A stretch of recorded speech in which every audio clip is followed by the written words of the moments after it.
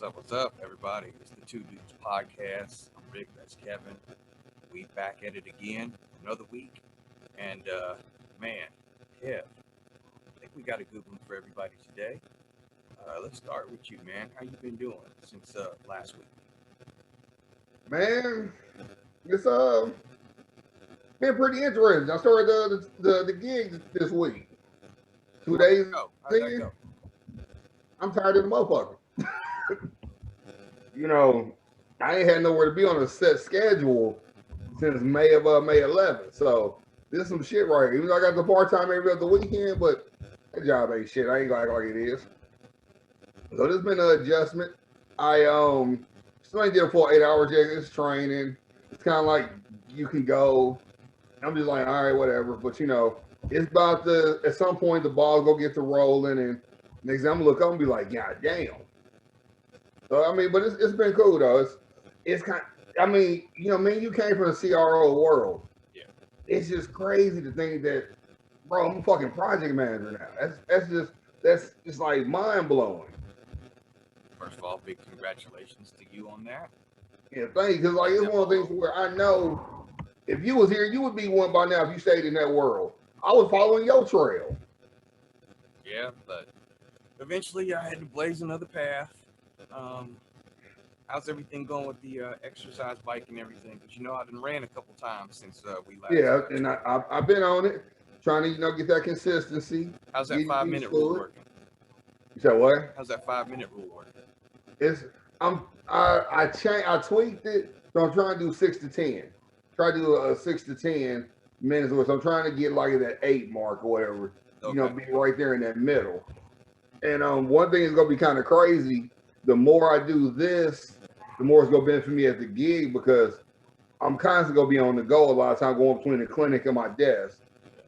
And the past 2 days I ain't did too bad.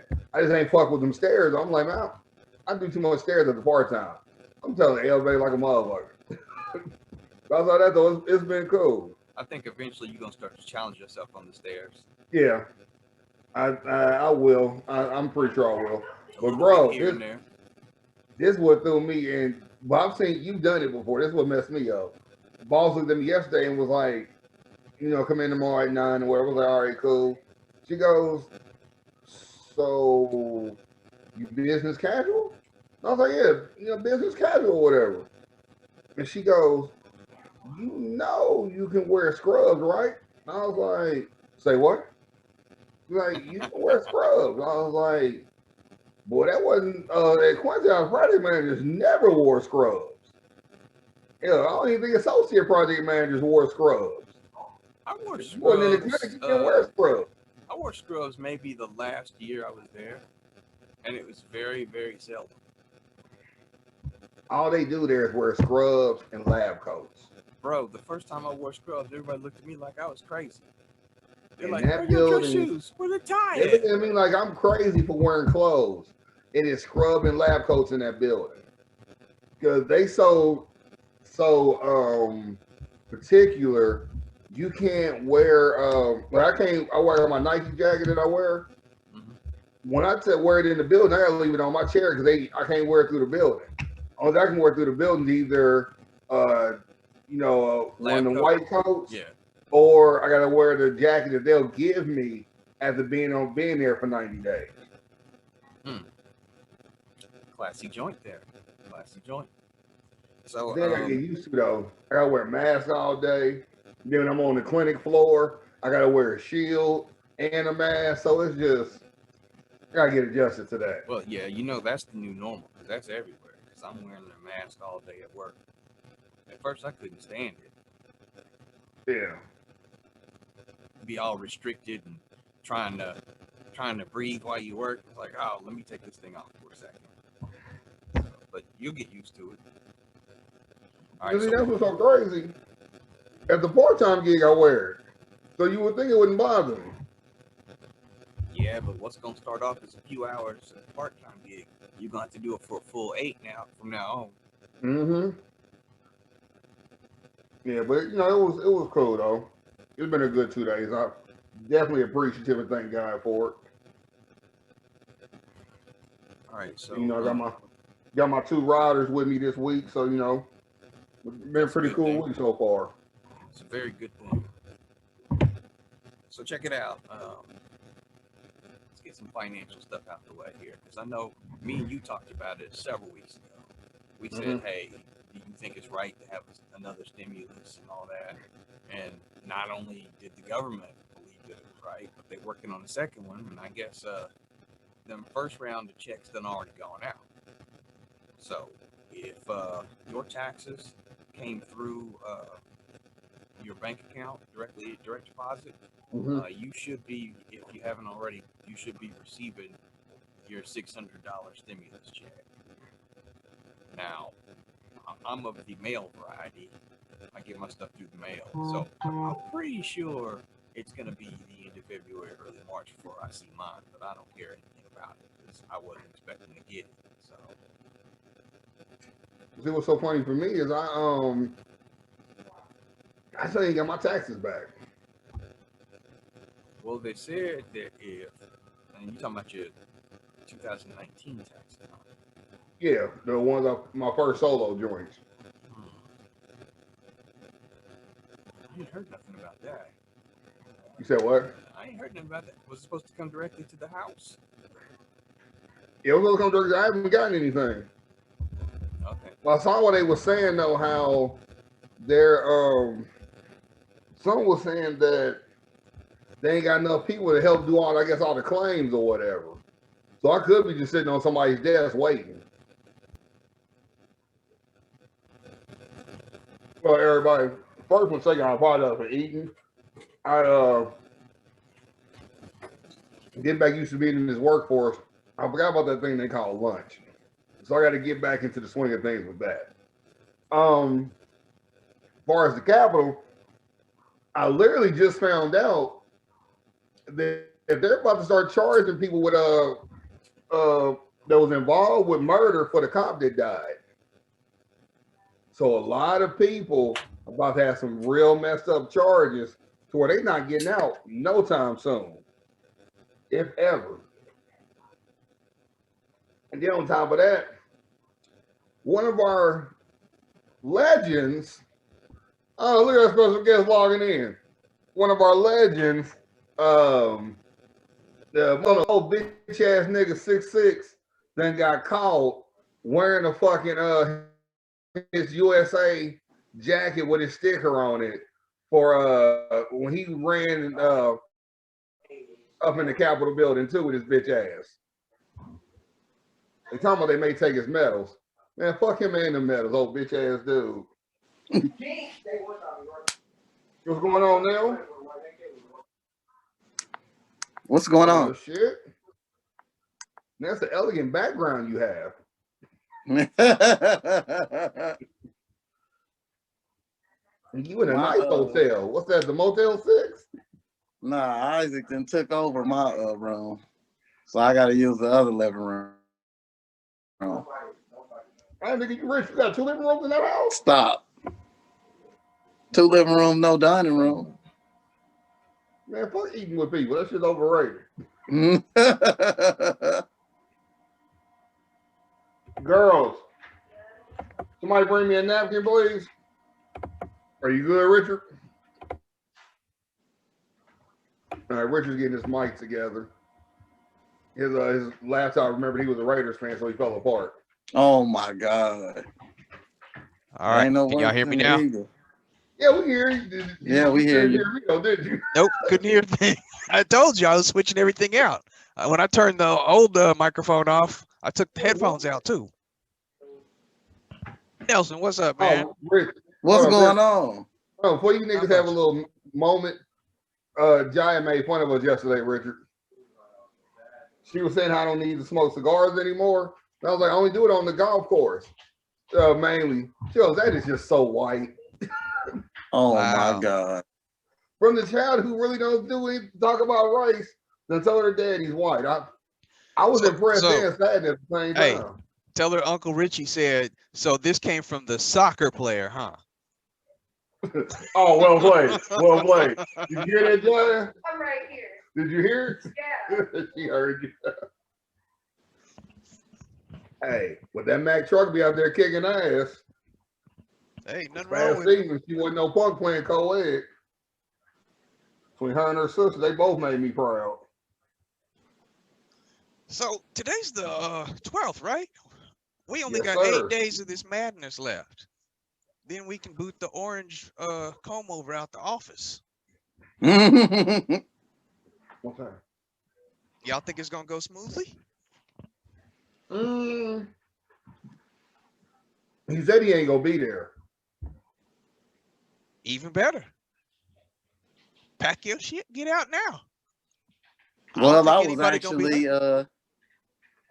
was actually told this, that the country is on high alert, every Capitol building in each state, because they said something was gonna go down within his last days. I can see that. I can see it, especially after last week. And you know, I'm gonna be right here in the comfort of my own home, just Well, glued to the TV, watching every channel, making sure everything goes smooth. I just hope Biden prepared. So if he's anything like my ex-wife, he's taking everything out of the White House. Oh my God. So what you saying? He gonna leave you with nothing? Just living room furniture. All right. So real quick before we get to sports, good news. You know, we already heard this, but for everybody that's listening, that's been living on another planet, Dr. Dre is doing much better right now. So whatever her name is, she still can't get her hands on them funds. I'm halfway disappointed he's doing good. I was hoping we would get Detox tomorrow. So I'm a little disappointed. Was that supposed to come out tomorrow? No, I'm just saying, the closer he is to death, we can get it. So why ain't he? What's the holdup besides death? No, I'm saying he never had a release date. What I'm saying is, the closer he gets to death, we can get Detox released. Because you know, whoever is going to own his estate, if he died tomorrow, they go release that because it's easily 10 million sold. Easily.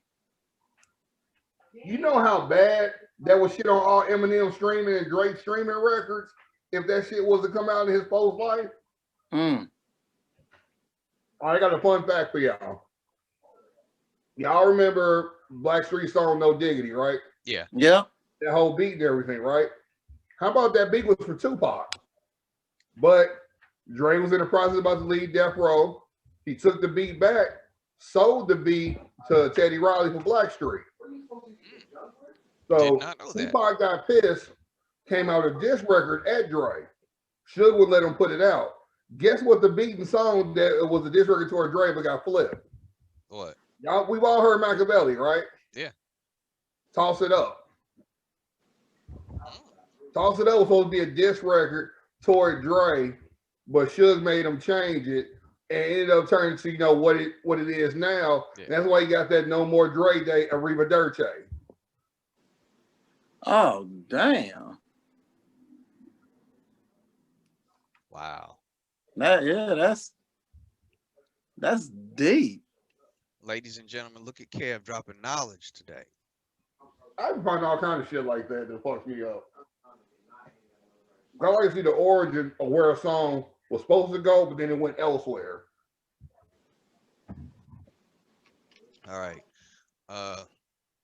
Let's turn attention to the second half of this show real quick, because this is going to cover a lot of stuff. I want to start with college football real quick. All right. Yeah, we had Ohio State and Alabama for the national championship game. I'm pretty sure out of the three of us, we're not fans of either team. And we have different colleges that we're fans of. So the question I'm going to put to y'all is, do you think your personal college will ever get a fair shake when it comes to college football and the national championship?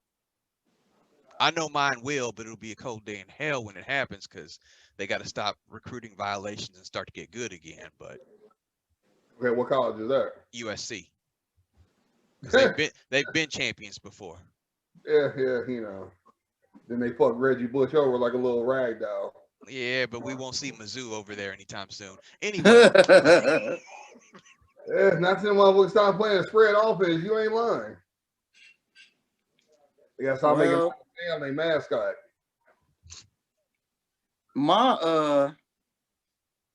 I love Gremlin, so we know Gremlin ain't ever. Always.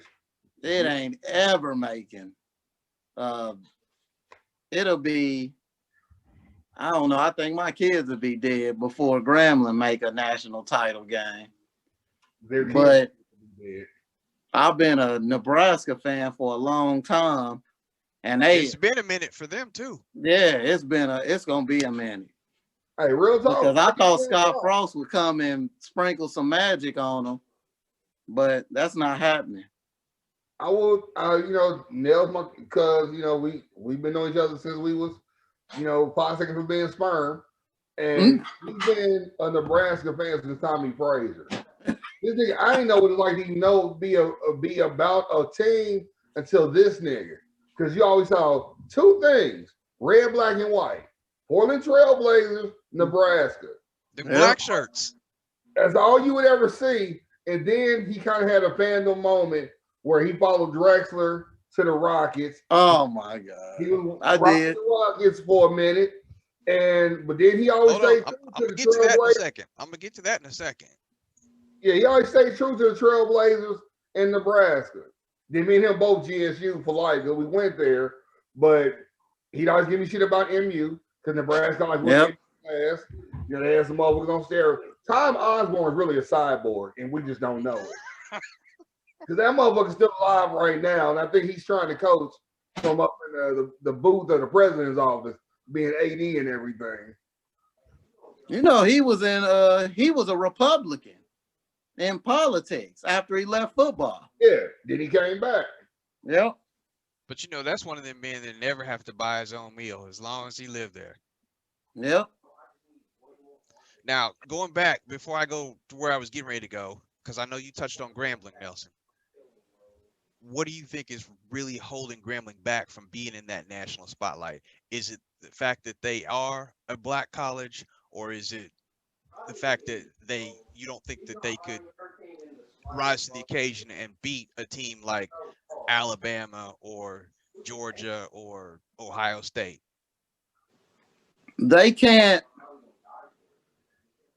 rise to the occasion, but it's because of money.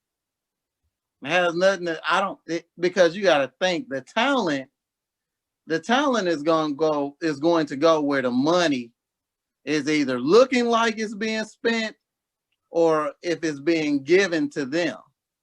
And when I say looking like it's being spent, if you go to Alabama, if you go to Texas, if you go to USC and you look at their facilities, their workout facilities, their eating halls, it's on a whole nother level.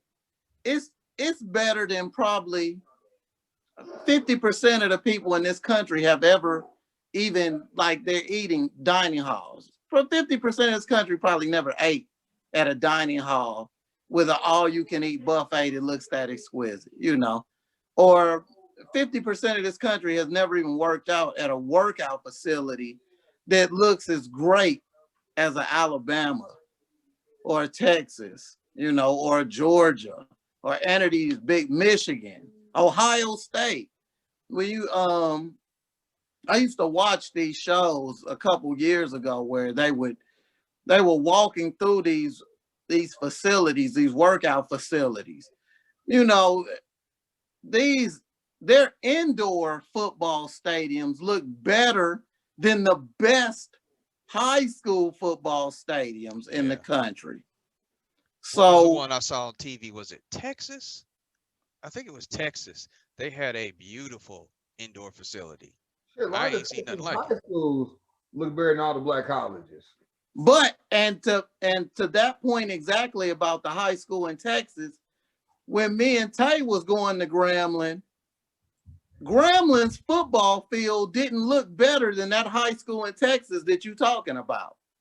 That stadium looked matter of fact, Blue Springs. Remember, Tay, they said Blue Springs High School up here. Yeah. Their football stadium looked like the Oakland Coliseum, which looked better than Grambling's. That's saying a lot because I'm a Raider fan and the Oakland Coliseum was ratchet as hell. So it's like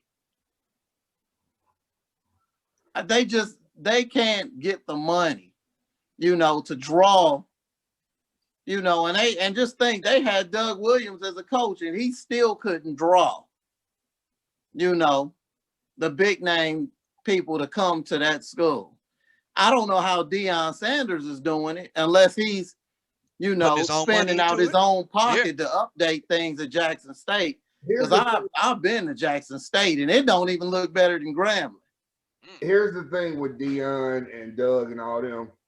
First off, a lot of us go to black colleges. A lot of us don't stay. That's the problem right there. Me and you went, then I exited, you stayed. A lot of us don't finish. That's another problem. So we don't have any liability to the school. Like right now, I went to 3 colleges. I went to Grambling, went to Mo West, went to Avila. If anybody was coming to me and asked me to cut a check, I'm gonna cut a check at the Avila because where I got my paper at. Mm-hmm. So I love GSU, fuck Mo West. But it's just that's where I'm gonna cut my check. And that's the problem. Deion is able to do what he's doing because you see him on NFL Network. You see him to where now he's doing endorsement with Doritos and Subway. He's making himself, and he's all over IG. So, he makes himself relevant to where he pops up on different podcasts. Got his own podcast. He does CBS, ESPN, to where he has name recognition. He's known. Doug Williams didn't have none of that. All he had was Super Bowl champion Redskins in the 90s. How many of them young kids have even seen that game he played in? That was just about what I was about to say. These young kids, when Doug Williams was doing that, we was kids. Yeah. Because that's the thing. If we would have had YouTube when we was growing up, a lot more of these older players would be famous and could do more. Because if Deion didn't have name recognition, we nobody give a fuck that he at Jackson State. And my thing is, I don't think Deion's realizing he's setting the bar so high for himself. I don't know if he's going to be able to be successful. Because it reminds me of when the Redskins got all that good talent that was 3-4 years away from retirement, but still in their prime, and nothing happened. And ironically, he was on that team. So now he's getting all the top 5 JUCO transfers that done fucked up for some reason, went to a JUCO, and now they're ready to kill. Is he going to be able to make that mess? Because he's just, I need dogs, I need dogs, I need dogs. Nigga, you want pit bulls, chihuahuas, what you need? Let me ask y'all something for real. This is real talk. How long has it been since Deion played? It's been a minute. So think about this. More of these kids that are coming out of coming out of high school, going to college, they don't know him as Deion the player. They know him as Deion the dude on the Subway commercials. They know him as Deion the dude on NFL Network. I disagree. On NFL Network, I was about to say that too. I'm alive. NFL Network, he's always in some top this, top that, and they see his highlights. They don't see a full game, but they see his highlights. And everybody that comes on there, I'm gonna stop you right there. I'm gonna stop you right there. I'm gonna stop you right there. We don't care about highlights because I can show you Johnny Unitas highlights all day long. He's no Patrick Mahomes. But see, that's the thing. We don't care about highlights. These kids live off highlights. They will see a highlight and pause and be like, what's he wearing? Oh, I got to get those shoes and go online and order them shoes. The kids live off highlights. We want to see the whole fucking game, see what they're happening. Okay, but you know what? This is what the kids see. These kids these days, it's about flash. Yeah. When you compare Deion Sanders to Doug Williams, Deion Sanders' flash is 100 times greater than Doug Williams. And they like the flamboyantness. Deion had that flash when he was still at Florida State. Deion. They don't. I don't think that just the average everyday football fan watching, highlights of Deion, they'll probably say, it's somebody doing it better than him right now that we like. But they like the flash. They like the pizzazz and all of that he had. The slick talk. You know what I mean? Doug Williams is kind of a conservative. Hey, fellas, breaking news. The last of the Schottenheimers is out of football. Seattle just fired Brian Schottenheimer as the offensive coordinator. What? It just You know came what? through. That's not even his fault. Pete Carroll, being the GM, needs to get another receiver on that team. Locke is a slot receiver, not a number 2. You need more than Metcalf on that squad. You got your all-around world quarterback in Russell. Your run game can be iffy, and you still can win. You need a number 2 receiver, and they don't have that. They need They a could be number the one running back because Carson is not it. I smoke all the time, Gordon money. But you know what? Sometimes when you look at Seattle, just think of the big plays that Seattle make. Man, that's backyard football. They need somebody that can call some plays. See, that's You that know? old Randy Moss and what's his name? Culpepper, that pitch and catch. Yep. Yeah, that's all that is. How many titles did they win off of that? True. Very Moss true. actually got closer when he was playing with Brady. Well, Russell Right. got one, though. Remember, Russell got one. He should have 2, but he got 1. He should have 2 because the offensive coordinator called a pass play I was at the just 1 about yard to say line. that. And we could go into that. I got Marshawn Lynch in the backfield and I'm on the 1. What you think I'm gonna do? 3 straight times if I got 2. I'll stick to what I said back in the day. When you got a hierarchy, who do you want to be the face of your team? The running back or the quarterback? Pete Carroll's always about the quarterback first. So therefore, he wants this pretty shiny mixed nigga with curly hair looking like El DeBarge to lead the team. I don't want this thug ass tattooed up nigga with dreads, with braids or whatever. That ain't who I want pushing my team. He didn't get, they did that pass, intercepted. What happened next? Marshawn basically out the door. Never to be seen. But when you think about Marshawn, see, this is where Pete Carroll went wrong. When you think about Marshawn Lynch right now versus Russell Wilson right now, man, most people know Russell Wilson as Sierra's husband. Yeah. They don't know him as a quarterback. And if you say Marshawn Lynch, everybody says beast mode. Beast mode. That's right. So to me, Pete Carroll made a mistake trying to make, trying to make this all-American guy his and it's not Russell Wilson's and fault. let's face it, because they passed their way all the way down to the 1. Even if Marshawn had got that touchdown, the quarterback would have been the MVP and everything would have been just the way Carroll wanted it. Carroll messed that up. Yeah, Carroll could have, if he didn't want Marshawn to get the touchdown, why not let Russell Wilson quarterback sneak it? Because it would have got a touchdown regardless. Yeah. He just made a bad call. That's where the college coach and him came in. Let's do this screen pass for the touchdown. We're on the half-yard line. Oh, dumb shit Andy Reid be doing sometimes. I'm going to get to that in a second, too. But I want to go back to where we started because we were talking about when Nelson went with Clyde Drexler on over to Houston. What do y'all think? I already know what your answer is, Nelson, because you done did it. What do you think about following the player instead of the team? Okay, short little story real quick. All right. I've always been that against the grain person. And I kind of attached to Clyde Drexler because my basketball playing style was similar to his. I didn't dribble with my head up. I couldn't really shoot the jumper that good, which Clyde didn't develop a jumper until he was almost at Houston.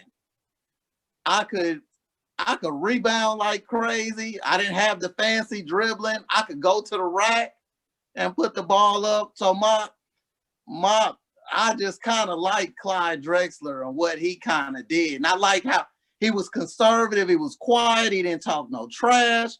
He just played. Hold on. Everybody else. You talk trash. Everybody else. No, loved when you them get some to going, Jordan, okay? When you get Jordan. And hey, don't mention the GOAT's name in vain. Oh man. We know that Jordan is better than Drexler. We know Jordan I is the just GOAT. always wanted people to know, hey, look, Drexler held his own. In Jordan's era, it was Jordan as shooting guard, and Drexler was number 2 shooting guard in the world. And then behind them, you could it varied. A lot of people said Mitch Richmond at the time, but it was always Jordan and it was always Drexler. And the proof that's in the pudding is who was on the dream team with Jordan? Drexler. Clyde Drexler. Has it been kicking off and on? Hey, I'll give you that. But hey, don't disrespect the GOAT.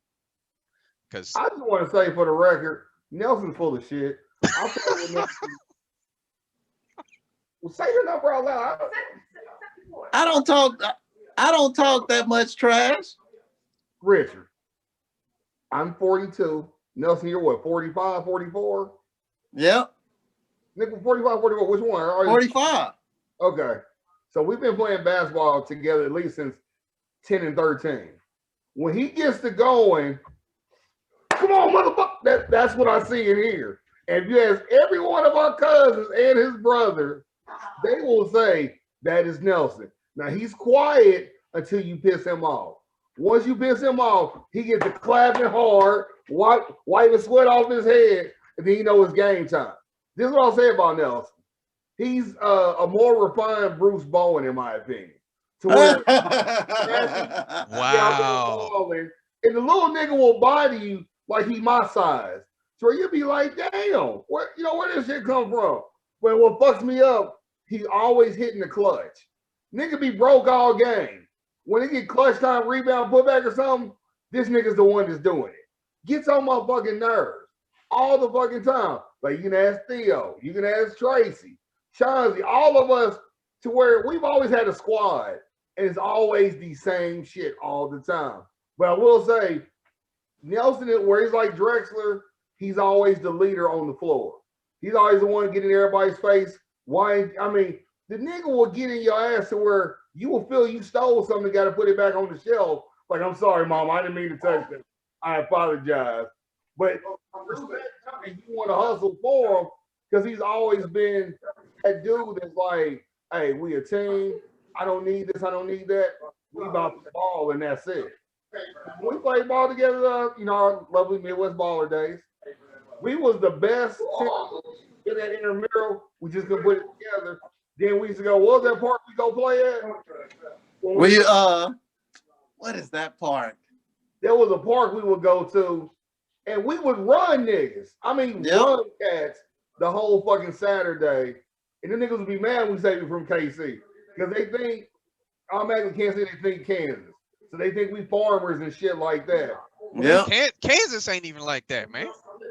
But see, in their eyes, they think we, as these kids will say, flagged out, but it ain't really us. Then when they see it's us, it fucks their head up. By that point, Tracy going to the hole dunking on niggas. Nelson's done snatched on somebody. Or a fan from Chicago, Michi and Darshawn buckets. We was a Midwest ballers that was kicking ass.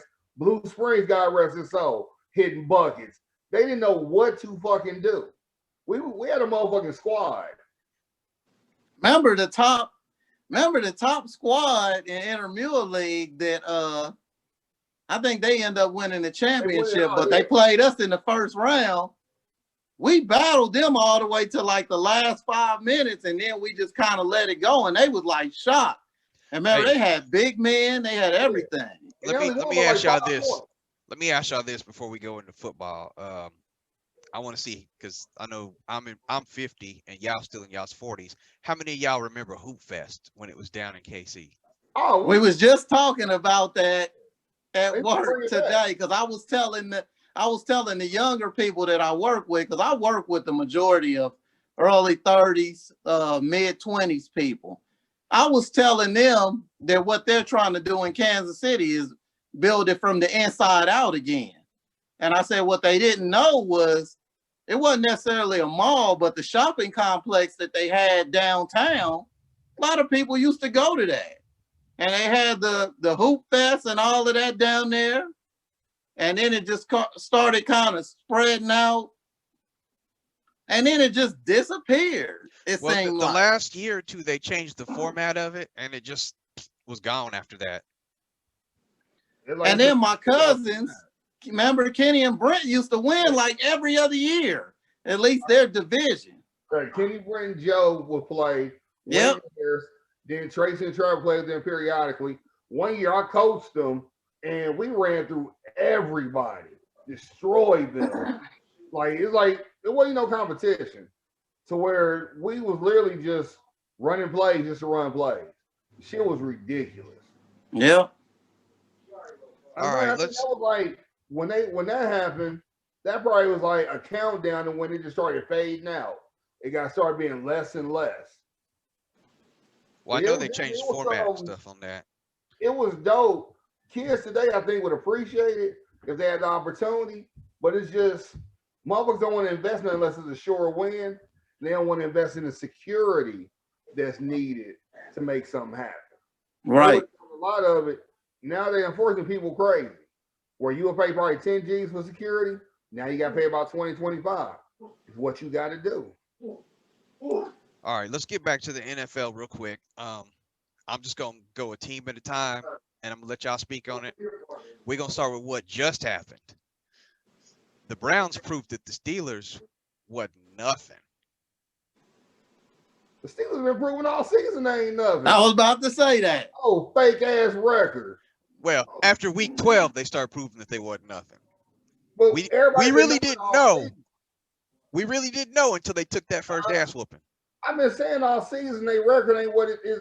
It wasn't legit. Just had to wait for that other shoe to fall. And when that motherfucker fell like a meteor in the sky. But you know what's funny? They just played the Browns at the end of the regular season, and it was damn near tight game. This wasn't even close. The Browns used them and abused them. Browns got lucky in the motherfucker. They had a bunch of, it's like God wanted them to win. They had a bunch of just impossible shit that usually wouldn't happen. Funny you should mention that. Clover, Lucky's foot, where they blew a ladybug out their hand. Cleveland did everything before that game to make that shit happen. Do you think they But you know what?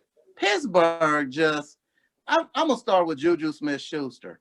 He's not a number one receiver. No, he's not. He's a complimentary receiver. He's, you know, he get out there and do all that dancing like he's a number one receiver. Claypool's A number better? one receiver is in the top 15 in stats. Juju Smith is not even, he might not even be in the top 20. He was getting, matter of fact, Claypool, who Philly put him on the map, he was getting more publicity and notoriety than Juju Smith-Schuster. And then the one guy, to me, that's just a hidden gem, and I feel like they need to go to him more, but he just dropped passes. That Dante Washington. Yeah. They just, they were an overachieving team that really wasn't what everybody thought they was. They have no running back. If they work with Washington, he can get better. It just depends on the coach. A good one for you. Yo, old receiver, Nelson Aguilar. By the way, thank you for him. That was a good ass pickup. They worked with him in the offseason. Carr taught him the best way to catch them balls, and he's catching everything. Like he got. Well, he said it though. He said coaching and the system helped him out. He said nothing against Philly. He said that system just was not good to him. It wasn't good for him. Okay. And I get it, because all Philly wanted to do was run him up the slot. Yeah. Or throw little, the little dinking. I don't even want to talk about Philly yet. We're going to let you have the floor for Philly. We going to get there. We're going to get there. We're going to give you time on Philly. Let me ask y'all this question. Pittsburgh basically exploded in front of our eyes. Ben may not be back. He may. He 41 million against the cap. I would say probably not. Is it time for Tomlin to ride off into the sunset? No. Nope. If they went 6-11, yeah. But 11-6, no. Okay. Or 11 and whatever their record was. Because they made the playoffs, I think you keep riding with what you got. Now, I'm sorry. Big Ben ain't worth no 40 million cap hit. He ain't worth that. Nope, he's not. I think he's still he's not. He's not. But who are you going to get that's better? If you're going to take somebody off your squad, you got to find somebody that will fit, that will be just as good or better. Well, for the record, the week before, his backup didn't look bad. But who'd they play? You know, It don't matter. I take that cheap motherfucker over $41 million cap hit because there's no one in the draft right now. There's no really good quarterbacks in the draft. if that's the Nobody's case, bust. if I go by your logic, Jared Goff is in trouble in LA. He should be. Because that dude that played for him them 2 games, he balled out. Jared Goff ain't lit up to Jared Goff nor Carson Wentz have lit up to what they got paid. They Yep. got paid. We'll get to Carson. We'll get to Carson. Okay, let me throw this out there at y'all. Go ahead. Okay, I think Pittsburgh should cut Big Ben, save that money, maybe go tighten up the defense a little bit, and go get the quarterback that just started for Washington that can run and can pass a little bit.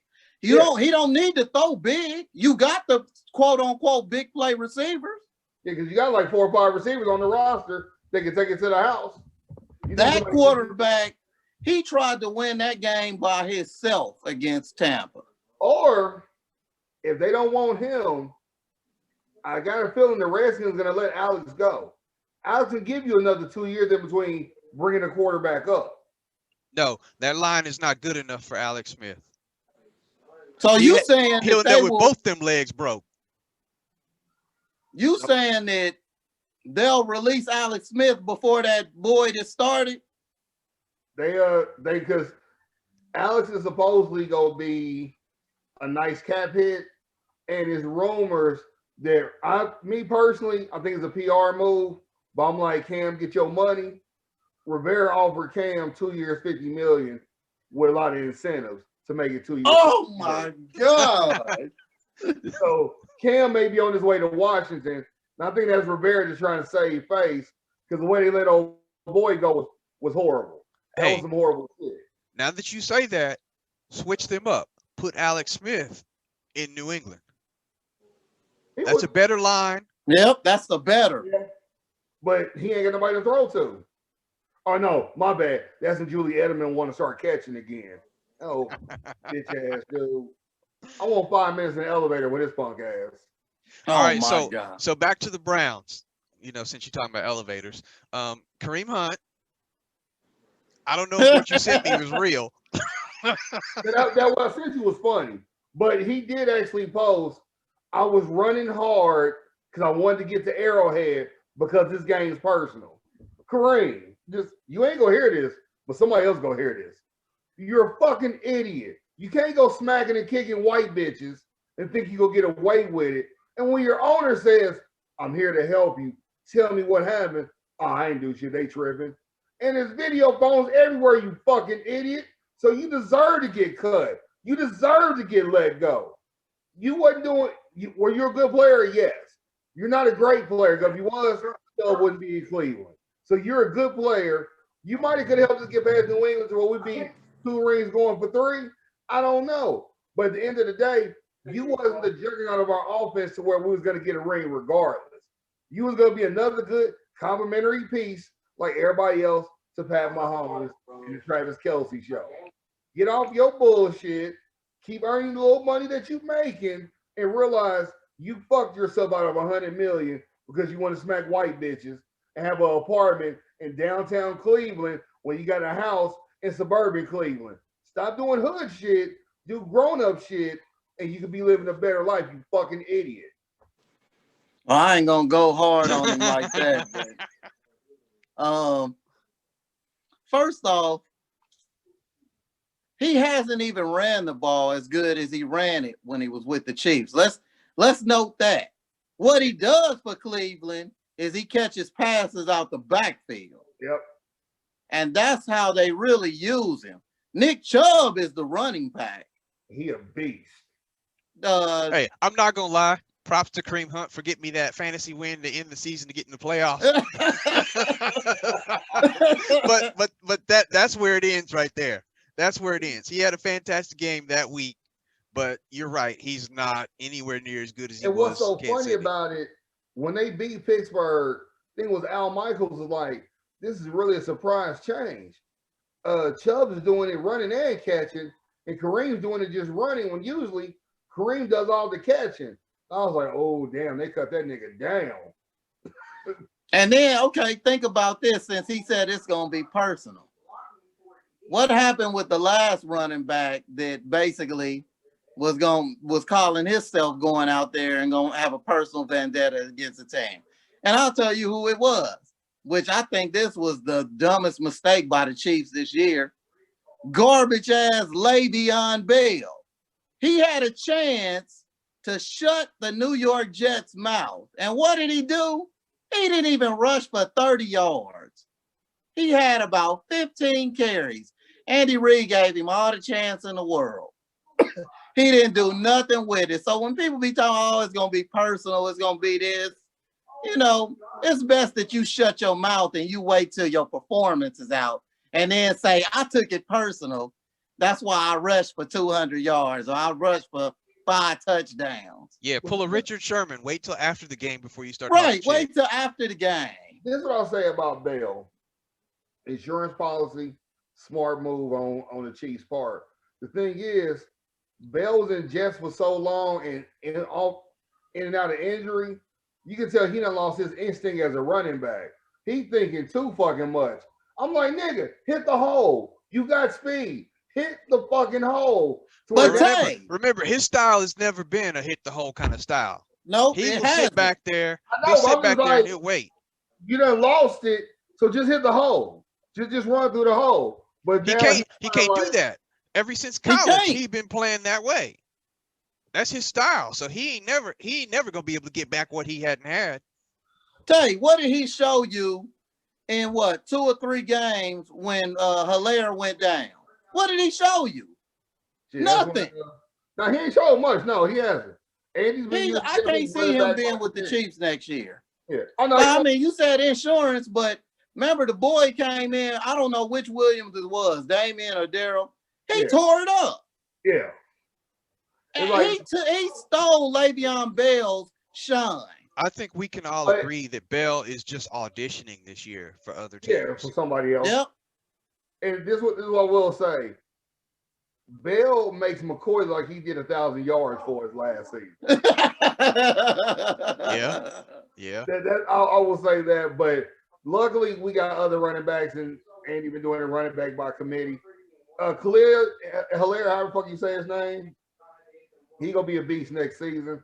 Then they gotta slim him down a little bit to take that punishment and just be more prepared. And it was kind of a dirty tackle when he got fucked up, but shit happens. It's what's gonna happen when you get game tackled. No, tell you, they can't slim him up. They gotta put some weight on him. They wouldn't got Le'Veon. You gotta remember, they wouldn't got Le'Veon because Hilaire couldn't do 3rd and 1s, 3rd and 2s. You know, Le'Veon was supposed to be able to do that. Yeah. I mean, it's like the one thing, you go roll the dice when you pick up somebody thinking, okay, maybe this will get us, this will help. But if old boy hadn't opted out, his mom being sick, I respect, I understand it. If he hadn't opted out for that, him and Hilaire would have been a killer 1-2 punch. Yeah. So I can't wait to see what they gonna do next season. Yeah, they wouldn't have got Le'Veon wouldn't even be with the Chiefs. Yeah. And I seen where dude working out talking about he ready. They lucky that we couldn't bring people back mid-season that opted out because him and that punk ass Canadian, they both ready to come back. That's because the Canadian done running out of money, so he needs to come back. All right. Orderly. So let's focus on the game coming up. I think we an unanimous decision that Kansas City gonna win. But here's my prediction. Throw the running backs out the window on both teams. I think this is going to be a lot of passing and a high-scoring game. But I think in the end, Kansas City's going to wake up and realize that they're Kansas City, and they're going to run away with it. Here's the thing. We ain't seen Baker do it twice in a row. The rest of our That's team the problem. We ain't seen Baker put together 2 complete games. That's true. And Arrowhead going to be rocking with the 5 fans that's going to be there. So we going to see. Because $600 a ticket, my black ass gonna be, hey, I'm coming to your house, Nelson. $600 a ticket. But you know what? I think that they would, I don't even want to say they have a chance, but it'd be a better game if OBJ was playing. You don't have. I mean, Higgins is not bad, and then Landry, but They not I burning. mean, if you're relying on Baker to win the game, it's just not gonna happen. I will And say I this mean- though. If Kansas City just barely gets by, they are in trouble next week when they play Buffalo. Yep. And I'm calling You that think it's already. gonna be Buffalo? I know it's gonna be It's Buffalo. gonna be a rematch. It's gonna be a rematch back when Montana was our quarterback. It's gonna be a Buffalo KC rematch because Buffalo got mad how we came and whooped their ass in that game in the rain. Do you notice how ever since y'all gave him that ass whooping, Yeah, Josh Allen been balling out? Yeah, so it's about to be, and now and remember in the last season, what was Josh Allen saying? Oh, Mahomes can't outthrow me. Mahomes can't outthrow me when he went and had his throwing contest, and Mahomes is like, hush, hush. Now I got mine. remember this though. Remember this, Kev. Who was the last person that got pissed off and tired of hearing about how Kansas City whooped them? How Kansas City always whooped them? Derek. What David happened? Carr. Yeah, I know. Derek Carr. Get it right. One of them cars. But you see what happens the next time he plays. Oh no! Don't even try it. He outplayed him in the second game too, even though they lost. The stats don't lie. Stats don't And lie. they shouldn't have lost that second game. Exactly. They blew that second game. Exactly. I don't care what Our nobody defense say. let us down all year. The Chief fans were sweating bullets that second game. Kevin was Raiders had Kevin that was in a game. corner sweating. You understand me? He was in the corner sweating. Because here's the thing, and I hate that we're one of the teams that has this problem that we play to the level of our competition instead of playing to our level. No. Here's the thing. Nah, I'll tell you. Here's the thing. If it's a 16-7 game, you play down to the level of competition. When it's 38-32, that means both of y'all been balling out. Raiders ain't that good, bro.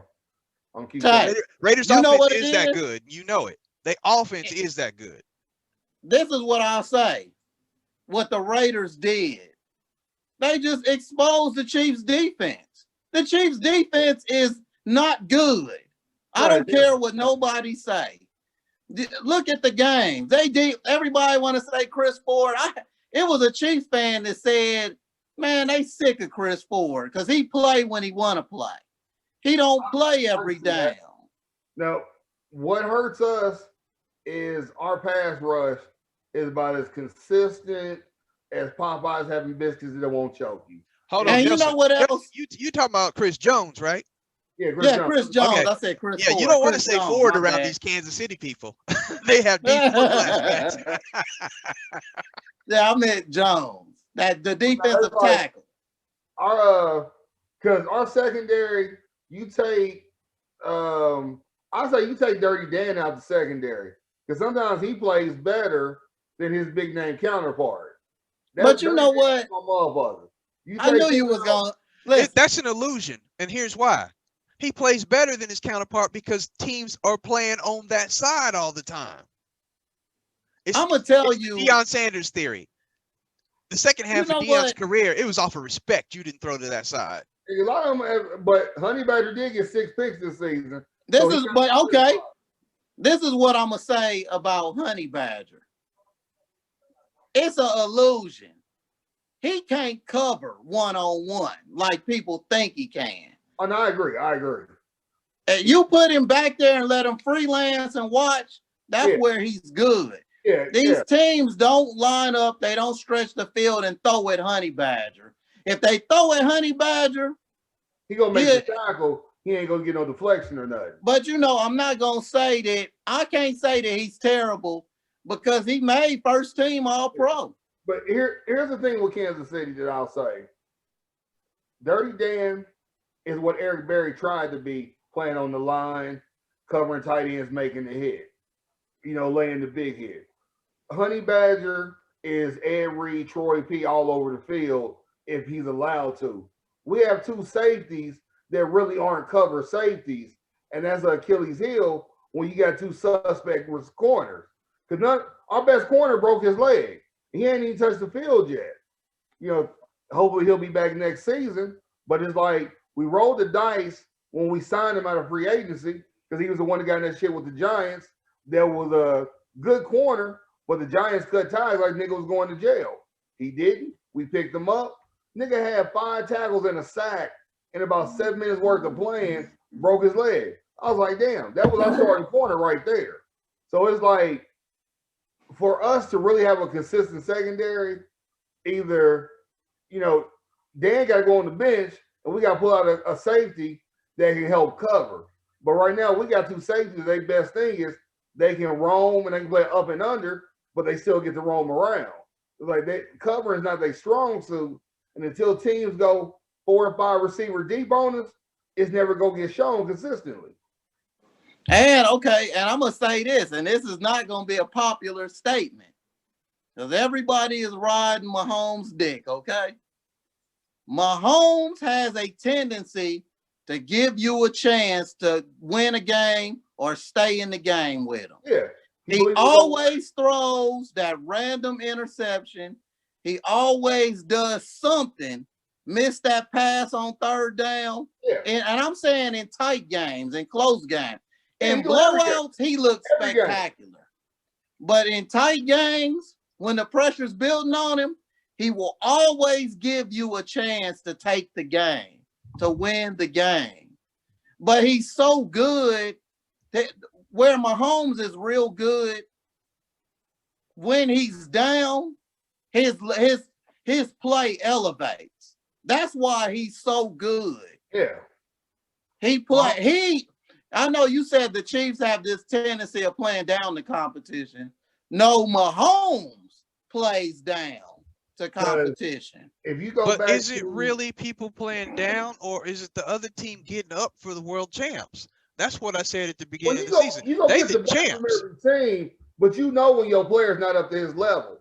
Like the Jacksonville game, point blank. Yep. Mahomes, throughout the season, Mahomes now knows how strong his arm is. Like I told you, Richard, when you can just flick a ball 60 yards, you're not going to throw your hardest.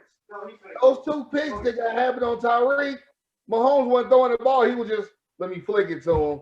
Tyreek will make it happen.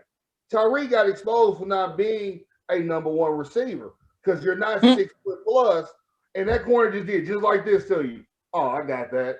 You jumping, I'm just going to do a little hop and stretch, and I'm going to take that ball from you.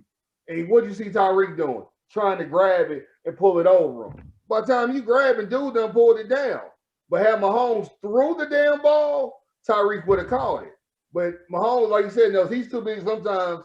Let me this, let me that. It's just so easy. It's so easy. It's like he has to get upset to get back focused. And when he get back focused, it's like dude said on NFL Network. When that motherfucker focused, can't nobody beat him. Nope. Out there just like you said about your squad playing street football. When you out there playing street football, who's focused? But once you get hit a couple times, you look at the score, you see he dusts himself off, and you just know when he's about to kick it in. And the whole team's like, okay, this nigga ain't playing now. We about to go. And they take the fuck off. Cause I tell you, I say it to you. Every time when y'all won, I give y'all credit, y'all won. But we had about 2 more minutes. That game was ours. Because Mahomes finally woke the fuck up. And when he did, he was slinging that rock like there was no tomorrow. I personally hate it. I'm like, get your win, go home. Like they said on the program, let's put the women to bed, go looking for fucking dinner. Let's get this game done and go looking for dinner. Stop all this last minute shit. But all I'm trying to tell you is, if we had any kind of defense, you wouldn't have won that second game. No, if y'all had any kind of defense, Mahomes would have started playing sooner. I mean, if we had any kind of defense, y'all be playing us in the second round and not Cleveland. Yep. Yep. And okay, one little thing about Tyreek, I'm gonna say this. You know why to me he's not a number 1 receiver? Height. Because to me, Tyreek Hill, he needs time. And he needs time because he's a speed receiver. Mm-hmm. If you give him Tom Brady, we're not even talking about Tyreek as a big-time receiver. Because most of the time he'll be catching slants and little screen stuff. And he needs to catch the ball and make a big play. But with Mahomes can buy him time for that down the field stuff. Just go back and look at the tapes. Yeah. When Mahomes breaks the pocket or he makes time. And then Tyreek sees him and now he darts down the field. You know, he's not, and he can jump for his size, but he's just Yeah, but he's This he's is- how many actually what Philly. interceptions? How many interceptions has Mahomes thrown this year? I think only 6. I think it was I 6. guarantee you this. 4 or 6. I guarantee you this. If he threw 6 interceptions this year, it would only be 4 if you switched Tyreek Hill with a receiver like DK Metcalf. Yep, I was just about to say DK Metcalf. Without a doubt. But see, here's the thing. Last thing I'll say on the Chiefs and Tyreek, so we can get to those Flegels. Because Whatever. Tyreek, he got exposed this season for his side, like Nelson said, needing this, that, and the third. And I need him to get serious again. Because that touchdown he caught that he thought he dropped, remember the week before, he jumped up when he didn't have to. Mahomes, when he's throwing, he could have ran right up under that and caught it. But this motherfucker wanted to jump and be all cute and shit. And, you know, you fuck this being silly. Now you know what's gonna happen sooner or later. He's gonna go up and somebody's gonna lay his ass out. Yep. Thing though, he runs out of safety coverage. Well, I want that moment to happen so he stopped playing so damn much. All this backflipping and shit like that. Nigga, play the game. Score, then do your TO shit. I Bro, will say this. I don't think you want that to happen. I don't think you do. Because he's Whoever he not going to gets- get up. He Whoever ain't he gonna gets, shake it off. He's uh, not going to get up if that happens. You know, whoever the Chiefs get after this round in I guess the AFC Championship, Buffalo. Just call it like it is, Buffalo. we gonna see what we've been talking about. We gonna see the Chiefs defense get exposed, whether it's Baltimore or, and I know y'all, the Chiefs fans say, oh, we didn't beat Baltimore several times. Can't beat the team 3 times. Nope, Hey, nope. Tennessee shown that. And you're gonna see a defense that's gonna dig in. They gonna press Mahomes. They gonna press him, and Tyreek might not get that time. If we play Buffalo, I guarantee that's going to be a 14-13, 13-10 game. It's going to be ugly. It's going to be who got the ball last, who makes the play. Because both quarterbacks are evenly matched. The only thing is, you don't want Mahomes playing. Josh Allen play mad, his accuracy is all over the place. And it's like both of them are from the book of Brett Favre. They're going to be out there as 3 sacks and say, Brett Favre, throwing it everywhere, doing what they need to do. But for us to beat Buffalo, put Honey Badger on the line. Every time Diggs go, knock his ass down, then go off in coverage. You know what? You think it's going to be a defensive game? I don't think so. I think a lot of pass interference and holding, defensive back holding is going to be called, and it's going to be high. It's going to be high scoring. Let me tell you something. Because Let me tell you something. people not going to want to give up no touchdowns. You want to go Yeah. back? You want to go back to Diggs for a second? After what he went through in Minnesota all them I'm years, so happy and he for gets to the AFC Championship game, I'm so happy for Yep. him. y'all in trouble. 127 catches this past season. And what fucks me up, and I keep saying it, he couldn't even link up with his QB. These niggas got cool playing Call of Duty. They got their shit together from playing Call of Duty. That's the craziest shit ever. And also, I don't want to see them niggas online Call of Duty with Xbox. When I see them niggas, I'm logging off. Because, you know, they got the game on lock. Well, you know, my thought of Diggs is he show up for one big game, then he's suspect the next game.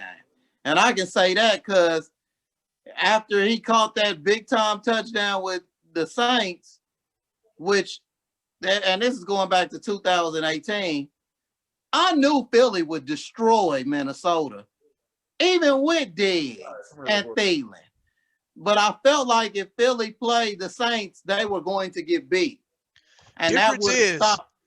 the common denominator is Kirk Cousins / Yep. Josh Drew Allen. Brees. I'm talking about Oh, you talking about now? Yep. yeah now. Yep. Josh Allen ain't gonna play like Kirk Cousins. I guarantee you that. Right. He's not. He's a gunslinger. And He's Josh a Allen, gunslinger with some wheels. when it's 3rd and 3, he don't mind tucking and running either. Right. Yep. That's what I'm saying. This is going to be an even match. I think the NFL wants Buffalo and Kansas City. That would sell tickets better than would Kansas City and Baltimore or Cleveland and Baltimore. Oh, they can want it out. It's gonna happen. Right. I guarantee you Baltimore is gonna look stupid this weekend. I Because all guarantee it. Baltimore's mindset That was, Buffalo defense is cold. but here's the thing: Baltimore's mindset was, let's give Lamar his win so they can stop saying he ain't won a playoff game. That's their mindset because they don't want him to not be looked at as a great because they about to pay him this summer a ridiculous ass contract. But they almost let Tennessee back in it. That's true. That's true. And there's no way Tennessee should have almost tied that game. They only lost by what, 7? Yep. So, Yeah. I mean, Lamar Jackson is another. I think this year Lamar Jackson tried to hush critics by trying to throw the ball. Just run it.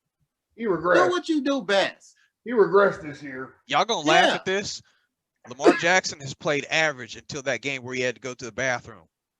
Once he came out I the would say toilet, the same thing. When he came out and he won them that game, he changed. He was I don't know what kind of dump he took, but whatever he let out of him, whatever got out of him, it changed him. He was a new man. He might need to go take a dump every game. He had a massive dump. And they was even saying that they felt like he was still suffering from coronavirus because one of the symptoms of coronavirus is diarrhea. And he was out prior. Well, Right. if their game is the Sunday game or is the Saturday game, whatever day it is, they need to go on ahead and just feed him some Mexican food the night before. They're Saturday because Kansas City plays Sunday. Okay. 2:05 Sunday. Friday, y'all need to just go on ahead and make sure that Lamar Jackson gets a full plate of his favorite Mexican dish and just let nature take its course. Matter of fact, he need to be at Taco Tuesday tonight to get prepped. Get all the quesadillas. All right, let's get to the NFC. And I personally give a fuck about them games. One more thing in the AFC, because I've been harping on my team and how bad our defense is. We finally did something right. We hired Gus Bradley today. I don't know if that was right, but okay. Oh man, he's gonna get them straight. The same way he did. Because think about it, the Chargers got a cold ass defense. Say what you will about the Chargers, they are coming along. I think the offense is better than the defense. Well, yeah, they are, but that defense ain't no punk either, though.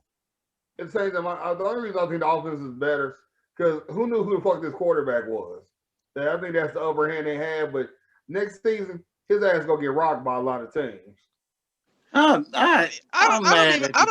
don't even think it's that young quarterback because I think boy could have did the same thing if he didn't get hurt.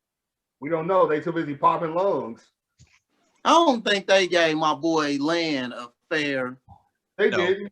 He should have got one more year. Lynn got played, and the backup quarterback, he got played.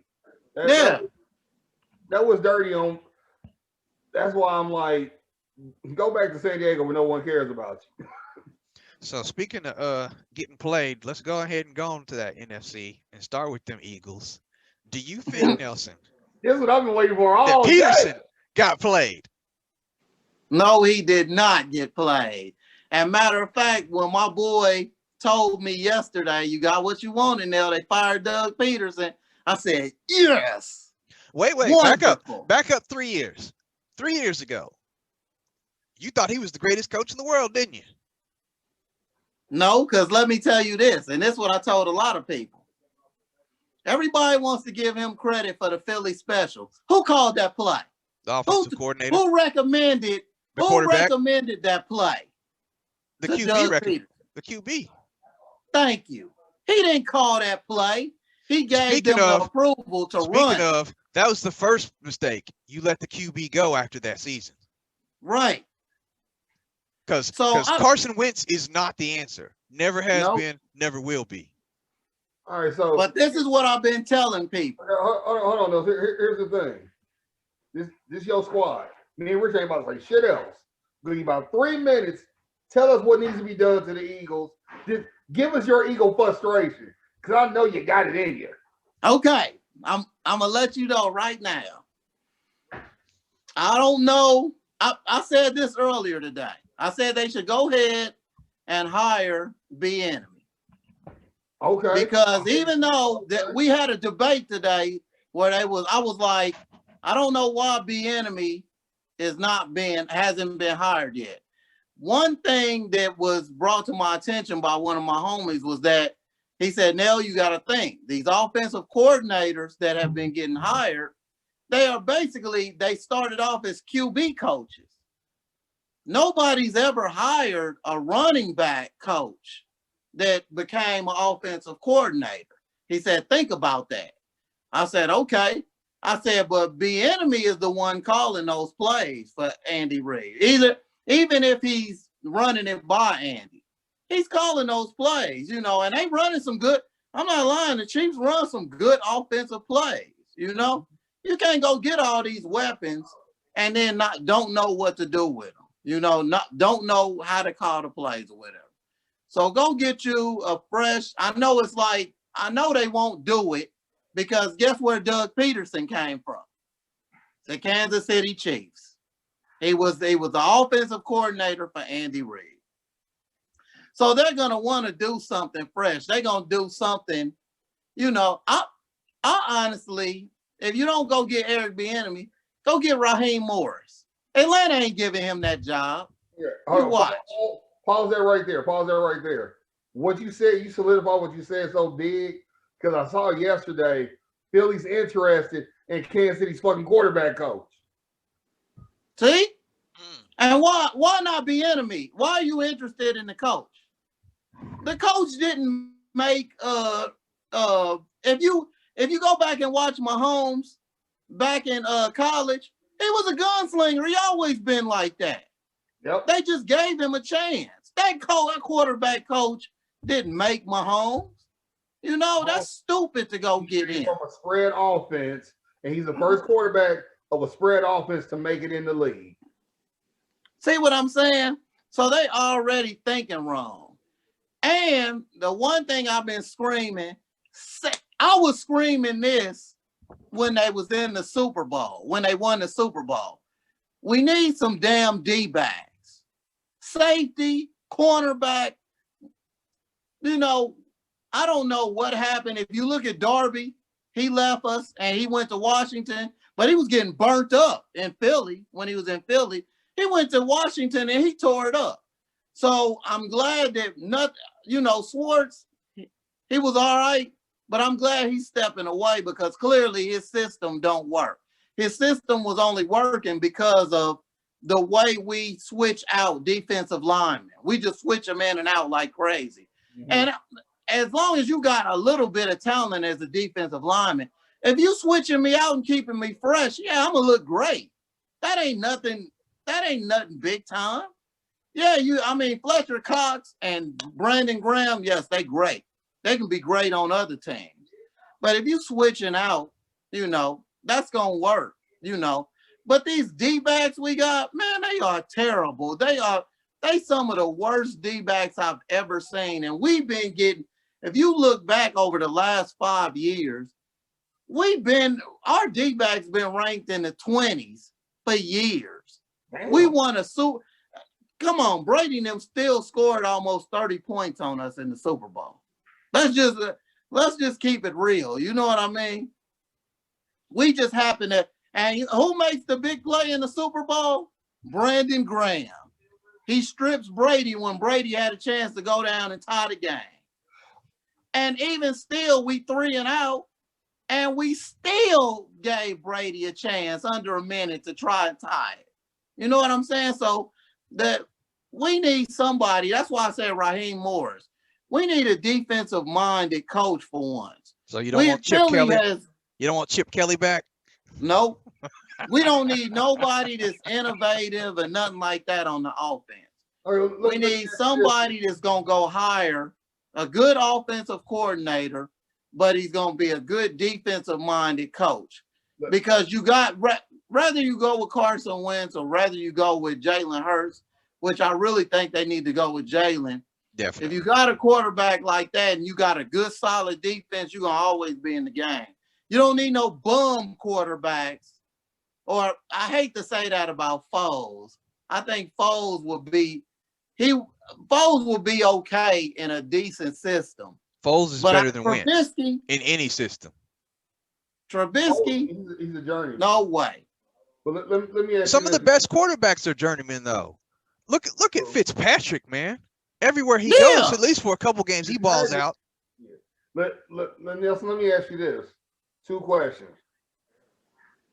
Because you're an Eagles fan, so naturally you hate the Cowboys, right? I hate them. You know how bad I hate the Cowboys? Now, this is my little fun fact on me. I hate the Cowboys so much. And in the last 15 years of me playing fantasy football, I have never drafted. I have never picked up. I have never looked at a Dallas Cowboy player to be on my roster in fantasy football. Damn. I don't care how good they are and how good they are sitting in free agency. I will not pick up a Dallas Cowboy player. I can respect that. So you liked it when Hurts got pulled and y'all cost the playoffs and everything? Nope. You like that turmoil? I didn't like that. That week I was more happy that Dallas lost than if Philly would have won or lost the game. Okay. But that's when I said Doug Peterson needs to be fired. Because regardless, I don't care what your record is, you play to win. Them boys is out there getting paid to win. Not for you to look at a quarterback that you've looked at the last 3 years who was garbage in the first place. You knew what you had with him. So let me ask you this in my second question. I hate that they keep using him like a yo-yo. It's almost like he accepts being the Rooney Rule exception. Does motherfucking Deuce Staley ever have an actual chance to be the head coach? Because they always say Deuce Staley's going to interview for the job. Nope. He doesn't. And the reason why I say that because, okay, for example, this year, I mean, Miles Sanders was okay, but it wasn't like, he wasn't like big time. You would think of a number of running backs before him. So, to give Deuce Staley the nod. Does he have a lifetime contract with Philly or something? I don't know, but he have a better chance of being an offensive coordinator somewhere before he ever gets a head coaching job. He never moves up. He's always running back coach. Yeah. Like assistant coach, assistant. And it might just, if you think about it, it might just be him. That might be just what he want to do. I mean, I know. Philly needs to work. If you think of Philly in the past, before this Super Bowl, we always had a solid defense. Yeah. Always. Our quarterback was borderline game manager. Okay. McNabb wasn't the game manager, bro. I mean, he was, if you think about it, they were, when I say game manager, I mean run, pass. Run, pass. Okay, y'all did a lot. Run, pass. Yeah, run, pass. Now it's the 4th or 5th series. Let me come out on this first one and throw this play action pass. Deep. Okay. I admit it was a lot of Deuce and Westbrook and a lot of screens. A lot of what was that pretty nigga he sang with Deion all the time from the 49ers? There was a lot of him when he was there. Then a lot of old boy was with us last season when he was there. So I see what you're saying on that. Okay. And then like if you think about it, we okay at receiver. A lot of people didn't know this, but the big time receiver that was at San Francisco, Godwin, which he's a little old now. I think he's 31. He opted out because of COVID, so he didn't even play this year. So when he comes back, we need to cut our losses. Get rid of Alshon Jeffrey. get rid of Deshaun Jackson. I love Deshaun Jackson, but they too injury prone now. Damn, they is Deshaun Jackson still on the team? I forgot Yeah, about he him. on that squad. Yeah. He came back. He caught that pass from Jalen Hurts after all those games he missed, second to the last game of the season. Then guess what? The game against Washington, he can't play because he got hurt. He's too injury prone. He play a game, he get hurt, then you don't know if he out 3-4 games. Alshon Jeffrey, every time if he play, I'm playing with injury. And if you look at him, he can barely move. Alshon Jeffrey is catching passes specifically because he's big and he can jump over you, but he's done. You gotta cut your losses with him. Rager, whatever his name is. Okay, you made a bum ass choice with him. You should have took that damn receiver that's with Minnesota. But you called yourself picking somebody that you thought was gonna be a diamond in the rough, which he's nothing but a kick returner. But actually they looked at him as a Tyreek Hill. But he's really not that good, but I think he's an okay receiver. You know, I think that we was talking about this at work too. You got to draft that boy. You got to draft that boy from Alabama. If he's on that board at the 6th pick, you got to get him. You have to. They are comparing him to Marvin Harrison. He ain't gonna be that. That's saying a lot. They looking at his stature and his productivity. They are saying he is Reggie Wayne and Marvin Harrison in one. You got to get him if you the Eagles. You have to take him. Before Harrison was slicing niggas up, he was slicing niggas up. If you can't get him, then you got to get the biggest thing they got out there on defense. Okay. Period. So here's my question to both of y'all, since both of y'all teams are suffering. We're gonna start with you, Nell, since you the guest. You the coach of the squad. This year's draft. What 3 positions do you need to address to make your team better? You have to get a cornerback, you have to get a receiver, and you're not gonna draft the quarterback because Ain't no draft, really. You're not getting number one, you got too much money invested in the quarterback. You know, with Carson Wentz. You can try to trade him.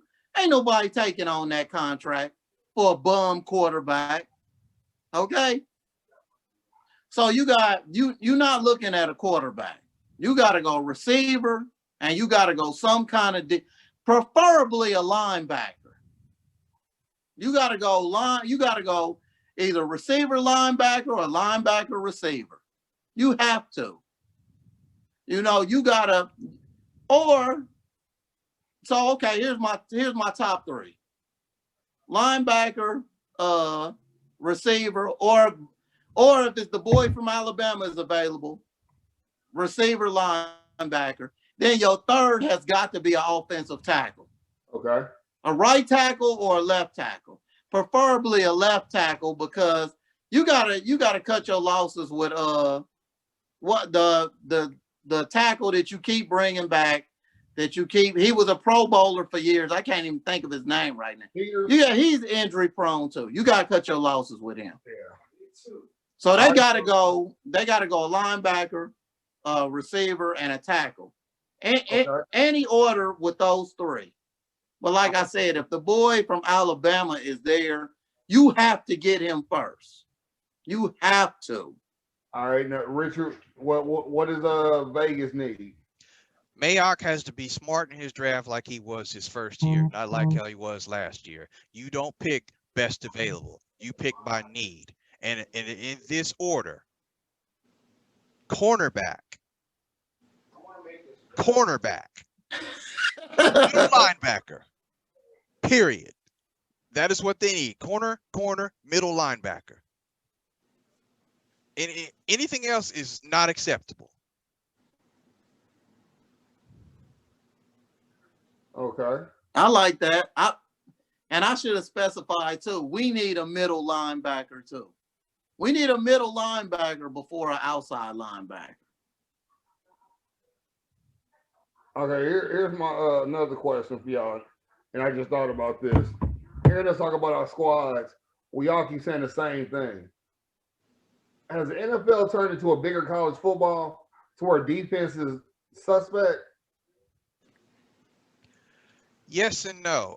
Defenses are a little more suspect because a lot of teams emphasize on scoring and everything in the league emphasizes on scoring. But if you look at my squad, it's more than suspect. We got bums on the defense. We got some studs on the offense. We got some bums on the defense. And it's clear. I love me some Jonathan Abram. He needs to hit, but he needs to learn how to tackle because he goes for the big stick too many times and he whiffs on a lot. If we can get a defensive coordinator and they'll just teach him how to wrap up, he'll be fine. We good at safety. I need a cornerback because I got two guys on their islands and they constantly getting burnt. Yeah, we need cornerbacks. Because I mean, we've been in some games and we've actually jumped out to some leads. Then you look up and our cornerbacks are just getting burnt left and right. You know, it comes a time sometime where the offense, they jump out to a lead and you just need to, you know, then they sputter. But that's when it's time to kind of rely on the defense to hold a little bit.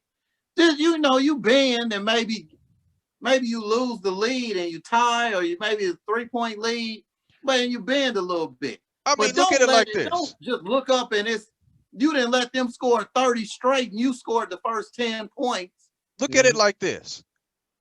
You're the Atlanta Falcons. You're about to play the Raiders, who just damn near almost beat the Chiefs again.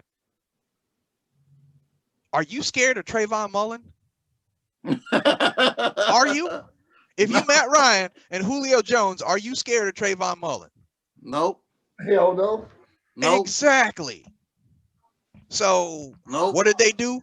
They picked that defense apart. What did everybody else do after that game? They saw how to beat how to beat Vegas. You go for them corners. Yep. And I don't know, all of a sudden it turned into where there's more receivers than there are corners coming out of college. It's like the cornerback position has gotten so watered down to where they convert running backs into cornerbacks now in college a lot. Exactly. They're making safety play corner. Look at that game last night. Ohio State is known for defense, known for having defenders. Couldn't tell. They let that boy get 12 receptions in the first half. Come on now. Yeah, it is a very offensively driven league. Yep, it is.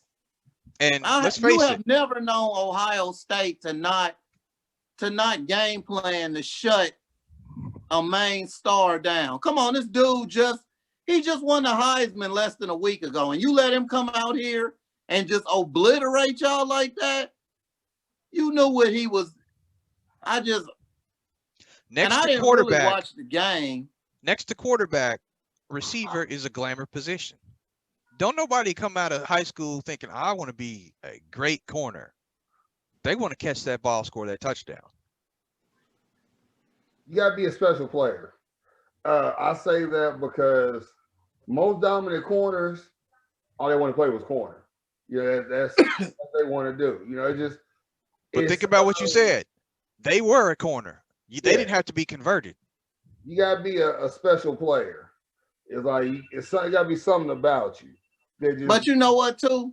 Your GM's got to know how to draft, too. Just think about this. I think about this all the time. The Eagles drafted a receiver in each round that Jefferson was drafted and that DK Metcalf was drafted. Now, the reason why I make that point is, guess what? The Eagles passed on both those receivers. Now, imagine DK Metcalf and Jefferson on your team. Damn. Well, y'all would have won last week. That's for sure. You see what I'm saying? Your GM has the draft. Your GM and coach got to draft better than what they drafting.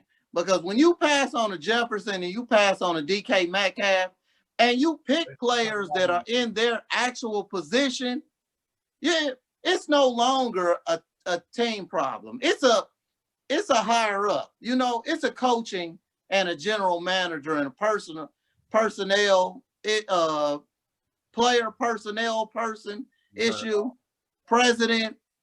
Is now you got to look at replacing them because somebody ain't looking at the right stuff. And I think what a lot of teams need to do, and we just started doing it the past couple of years. And hold on. Let me say this before you go. I'm gonna tell you the two receivers they drafted over those two. You know one of them, Rager. You know who they drafted over DK Metcalf? Ortega-Whiteside. Who? You know how many passes Ortega-Whiteside caught in the last 6 games? None. 1 pass. And that was last week. Not last week, week before. Week 17. Fellas, real quick before we start to shut it down, I got some more breaking news on the NFC side. The Bears will likely retain Matt Nagy and GM Ryan Pace, but Chuck Pagano opts to retire. Pagano should have retired a while ago. They never left the Colts. That's true. So Nagy, what was Chuck Pagano? Where was he at? Chicago. He was their defensive Oh, I didn't know that. And I can't believe Nagy still got his job. But, you know, I feel bad for Trubisky in that because he's going to stay on that roller coaster. But what I was going to say as far as we were talking about teams drafting, a lot of teams need to take a page out of our book that we took out of other teams' books. You got a motherfucker in your organization that's called the Director of College Player Personnel that all they fucking do is watch film on college players. Right. Promote that motherfucker to GM or assistant GM to help you find talent. And don't make the mistake we made with Pioli. Let that motherfucker go. If he can get the player, have another one that can do the contract. That's where we fucked up with Pioli. He can get the player, he can do contracts. And so we have paying players more than what we should. And Macklin probably would have stayed. He probably would have retired the Chief, but Pioli gave that motherfucker too much money. We couldn't bring him back. So it's one of the things to where promote some of these college player personnel people you got that's researching talent from January to December. They know the game better than your GMs do. And that's been successful for a lot of these teams. Because I ain't go front. If it wasn't for Brett Veach, I don't know where Kansas City be right now. He the one that got moved up and got Mahomes. He the one that's done this, that, and the third to where Kansas City is one of the best teams in the league. You take him out that equation, Kansas City at the bottom where they've been a lot of time when it comes to making moves. You ain't never seen us make moves like we done made in the past couple of years. I'm going to tell you something about Brett Veach. And this is coming from a Raiders fan.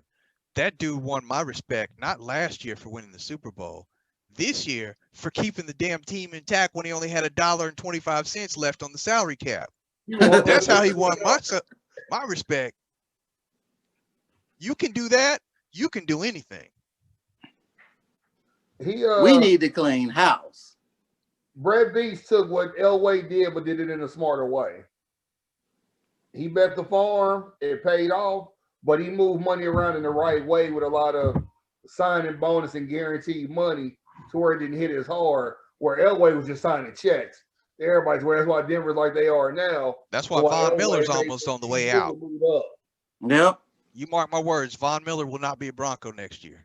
Oh, without a doubt. He's been hurt the past 2 years. He ain't touched the field. So here's my question now. We're going to stay on football, but then we go to something else. Super Bowl prediction. Who y'all got going? Who y'all got winning? Well, hold up. We getting ready to close it down, but I don't have any other news and stuff. I wanted to end with this week's games and Super Bowl predictions. Okay. Well, so let's just go around to this week's games, and then we'll go back around with the Super Bowl prediction. Okay. And y'all already know mine. Buffalo's going to beat Baltimore, and Kansas City's going to beat Cleveland. And in the NFC side, Green Bay is going to beat whoever they throw in front of them. I guess that would be who is that again? Damn, I don't even remember who they playing. That's how bad that is. And yes, you can beat a team 3 times. New Orleans will beat Tampa Bay. No, New Orleans beat them once. I thought Tampa won that last one. No. Oh, okay. Okay. You know what? Drew I'ma Brees go- beat him one time, and who's number 7 come off the bench for him? He beat him once.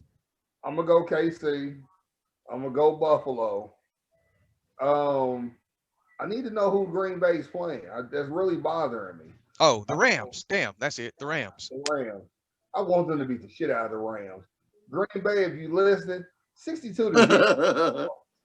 And I hate to say it, Tommy's gonna get Brady one more time.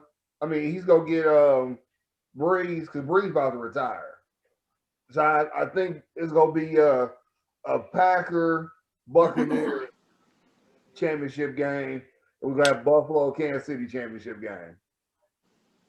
You were close. I got Packers Saints championship game and Kansas City Buffalo championship game. Nelson? I'm going Baltimore versus Kansas City for the match that everybody wanted to see last year. Okay? Okay. And everybody said, you know, this was the team that was going to stop the Chiefs. I'm going with that match, and I'm going Brady versus Aaron Rodgers, which everybody wants to see that. They didn't see it when he was in New England, but now they'll get to see it for who's going to the Super Bowl. All right, let's swing it back around with the Super Bowl picks. First of all, we all got Green Bay, so I'm pretty sure it's safe to say Green Bay is going to be representing the NFC. Devontae Adams is a receiving, catching fool right now. Can't nobody stop him. Green Bay's getting in. Buffalo is getting in on the AFC side. Yeah, you heard it here first. Buffalo. I can't bring myself to say Kansas City anyway. Buffalo is getting in. And that man, Aaron Rodgers, is going to win him another Super Bowl. And finally, they'll mention his name before they mention Favre. Okay. Yeah. I'm going to go ahead and say, because I can say it, Kansas City's going. It's going to be a lesson, but Green Bay is going to beat Tampa. And Brady's going to ride off to the sunset. Him and Breeze both leaving this after this season. Kansas City versus Green Bay. Because remember, 2 years ago, they won the Kansas City Green Bay Super Bowl to match how many years since they first played. Of course, I'm going to say Kansas City go win. But I will say this. We're going to take a downward spiral after this season. You having to, revamp. It's going to be Buffalo's league next year. AFC is going to be all Buffalo. And I expect to see Rodgers go Buffalo next year and Rodgers win. I'm going to go with the biggest upset in NFL history when Baltimore beats the Chiefs off of Marcus Peters' interception for a touchdown to let his old team Did he say know Marcus Peters? y'all Yes, he did.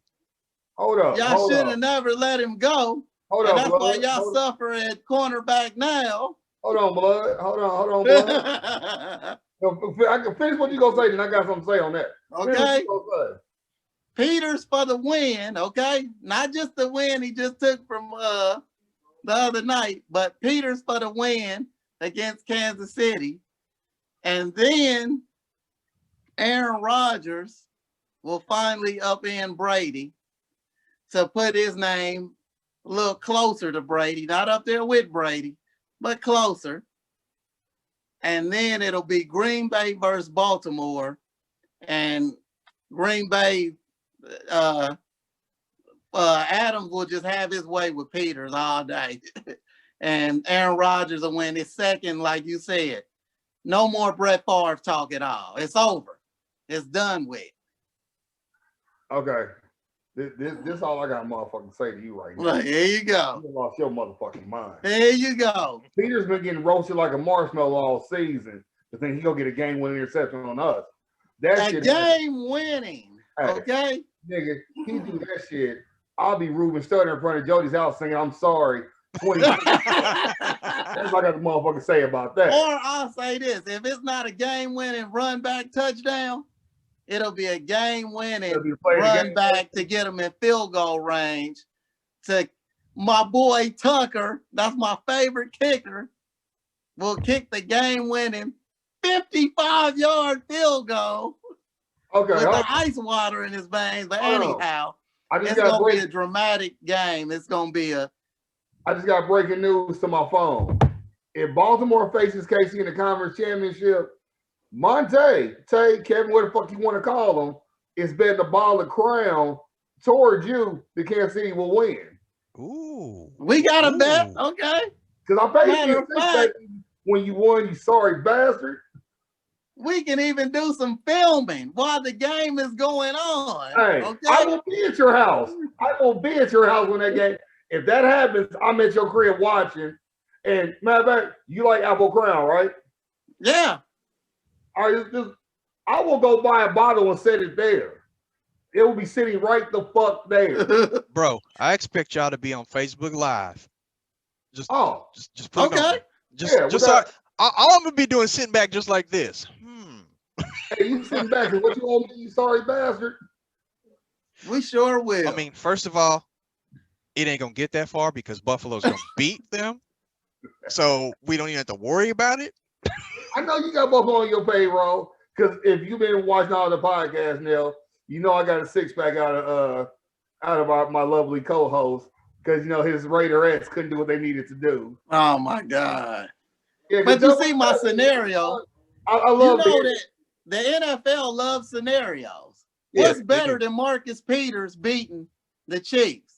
Kareem After Hunt they beating the Chiefs. exiled him. Kareem Hunt beating the Chiefs. That's what they want. They don't like that. Real quick. No, Kareem can't do it because he beat white bitches. You got to keep his hand off white women. She's Yep. Hey, but this is the NFL we talking about. You can hit a woman, you can't beat a dog. Ah, that's right. no, That's no, right. You can't. no. Hey, Ray showed us you can't hit a woman. No, Ray showed us you can kill somebody. No, that was Ray Lewis. Ray Lewis showed us that. As a matter of fact, have y'all noticed Ray Lewis done disappeared lately? It's playoff season. You don't want keep Ray stay there. We Yeah. ain't gonna bring that mess up. Yeah. I thought That's probably another whole story, but you know those young boys with Baltimore, they don't associate with Ray Lewis. yeah, they said when he tried to come at them when he was like trying to push Trump, that Baltimore kind of slowly separated themselves from him. But he was trying to do oh, he's not that bad. He's trying to help the world or whatever. They kind of segued him out. And I just realized you ain't seen Ray Lewis outside of being on inside the NFL. You ain't seen him in a minute. Yeah. Nope. If he come talking like that, you ain't gonna see him then. No, that's why I said them young boys don't accept Ray Lewis. Okay. They don't care for him. Yeah, I think Ed Reed was the last on that squad to, And Ed Reed kind of they segued themselves from him because he was trying to come on. I feel what you're saying, big bro. Yeah, you get your bum ass out of here. All right, so before we wrap this up, let's have a little fun real quick. All right, Nell, right now, what's the product you use you can't do without right now? Damn. I mean, that's a little When you scary. say use or consume, Either one, nigga. If it's weed, that's fine. I ain't gonna hold it against you. stop. I'm not supposed to be really drinking caffeine, but I have to have this vitamin water that has caffeine in it. Because you know, the caffeine, it dehydrates me and it builds up my blood pressure. And my blood pressure already high enough. I'm on medication for that. Nigga, Hey, I know feel I'm you on saying? that. You gotta stop that shit. But I have to have that vitamin water. I can't drink but I am drinking more water, but I can't leave that vitamin water. I just can't. It's like that is my drug. Okay. What about you, Richard? What's your drug of choice right now? You can't do without. It's not food or drink. Right now, for me, it is the iPad. Because I'm Hmm. constantly taking pictures and putting videos and stuff on YouTube and all that. My iPad is my go-to. Matter of fact, I got the bad boy right here because you never know when it might be needed. So and I've been putting out stuff on the other channel like crazy the last 2 weeks and trying to edit that stuff. I realized that I really need a new PC because this old girl here is about to give out any minute, and having iMovie on the iPad, I can kind of like put some clips together before I have to import it over and finish it up. So yeah, Hmm. it's been a godsend right now. And as some of y'all may know, it is actually my second iPad because a couple of years ago while I was at work grooving to some music, I dropped my iPad face down, shattered the screen, and had to go over a year without it. So I was like a alcoholic going through withdrawals. I Damn. needed my iPad back. Got it. I'm good now. Kev, what's yours? For me, and y'all gonna laugh at me for this. I'm a heavy dude. I'm trying to get the weight down. Trying what'll help. You know, realize bitches and blunts don't do it. So Hmm. uh, I gotta time what's my drug right now. Amazon that makes it easy, quick, and efficient. Nigga been home the past like 9 months. I Hell can't do nah. shit without doing anything. But my drug lady, I use all the fucking time. My motherfucking Ninja. I have cooked literally every other day with that bitch. The stove has not been touched once. That motherfucking Ninja does miracles. I can put shit in that bitch, walk away, and come back. It's done. I ain't gotta think about the shit. Is it one Damn. of those ovens? No, the Ninja, you know the air fryer type shit, like it's an air fryer, all that shit in one. I got a 7-in-1 that does everything. Don't it suck all the grease out and Yeah, all that? Yeah. everything. And I get Hmm. 2 pounds of chicken breast in 10 minutes. Damn. I literally can, it's literally a set it and forget it. I can say that shit and go about my business, fuck with the girls when they here, or go outside in the garage or whatever, then hear a beep, oh shit, my food's done. That Now shit has been see, a lifesaver. I can tell how the way he's using it. He's just like I am with my iPad. If that Ninja ever breaks, you gonna hear him scream from 20 miles away. Yep. That bitch, bro, I'm going to the warranty. Has it expired yet? I'm getting another Yeah, like, I will drive to 4 or 5 different stores to get my vitamin water. damn. This sir is the yellow, the citrus. Now See, the see, only I thing, I can kind of see that though because I'm that way when it comes to orange vanilla Coke. I love that this shit. motherfucker loves orange vanilla Coke. I was so addicted to it last year. In order to make myself shut down, I said to myself, I will only reward myself at one after I finish a run. And then they stopped runs because of COVID, so I upped my intake of orange Oh Coke. man. For But me, I got it back down though, so we'll see. And I like you, I'm on that amlodipine for high blood pressure, so I got to be smart about it. Yeah. the drink that I go over for when I got the girls drinking it during the soccer season. I always forget the name of it though. When I see the bottle, I know what it is.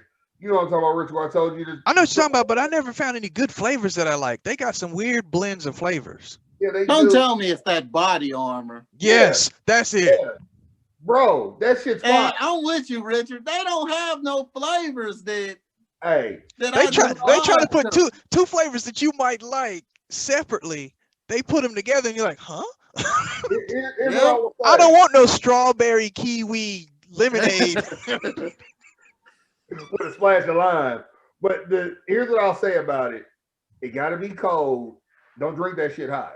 Got to be cold. And the thing is, their main ingredient is coconut water. Yep. Main thing that keeps it healthy for you, and it cuts out the sugar that you two niggas is drinking.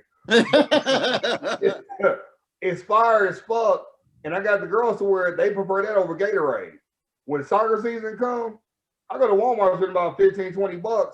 That covers practice because they gotta have one in practice, and they gotta have one during the game. Then they gotta have one after the game if they played a good game. So I go snatch that up, and they contend the whole season. One day I was like, man, let me try this shit, and that shit was right. It's fire. But last question, then we'll end it. I know we all got shit we got to do. It's about to be 8:00. What song represents your football team this season? Oh my God. Lord Jesus. Well, Nelson Wood Gospel.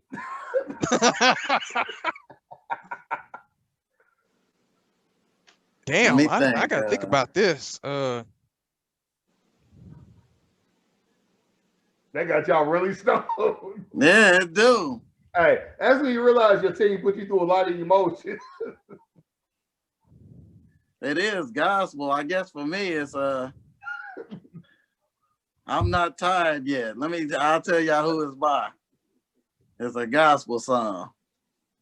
Because you know, when you got a team that's this terrible, sometimes you get tired. But I still watch my team faithfully.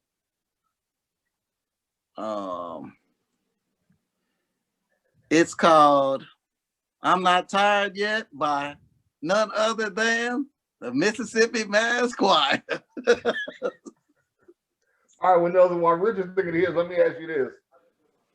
Say Philly gets their shit together, Portland gets their shit together. If you was given championship game tickets, which one you taking? Oh, I'm going to Philly. Which one you selling? I'm going to Philly, and I'm as much as I love Dame Dollar, I'd rather see my boy Stephen Curry. Even if it was the game 7 championship game, you will sell. Well, what's the Philly game? Philly Super Bowl game, Super Bowl. Oh, I'm going to the Super Bowl. Really? Yeah. I'm going to see Philly in the Super Bowl. I thought you'd have been like Trailblazer because it ain't been since what, the 90s? So I read you it hasn't, but I'm going to see Philly. That's my, Philly goes, dang. I mean, you got to think with, with Drexler in Portland, I never thought I'd be a basketball star.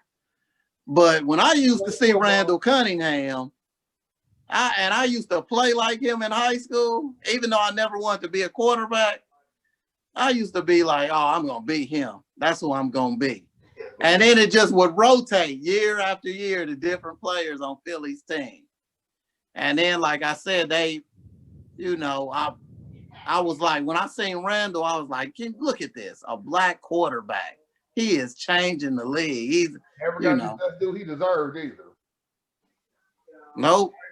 And remember, he actually went to Minnesota and orchestrated one of the most firepower in his offenses when he had Chris Carter and Randy Moss. Yeah, prolific. And Robert Smith at running back. And he had, that's right, he had Robert Smith. Jim Anderson missed that field goal because they could have had a dynasty had he not missed that fucking field goal. Yep. So, Richard, to you got Laker tickets game 7 or you got Vegas Super Bowl? Okay, let me back up to your first question. Okay, all right, go ahead. Y'all know I'm old school hip hop, and what most emphasizes my team this year, because we done had some defensive trouble. I'm gonna go to the Public Enemy catalog. Can't trust it, because that sums up my squad. Now to your second question, I'm going with the Super Bowl. Hell, any day. First of all, the Lakers ain't my squad. I was down with Kobe. I was a Bulls fan. I was a Bulls fan. I like to poke the bear on that one. Yeah.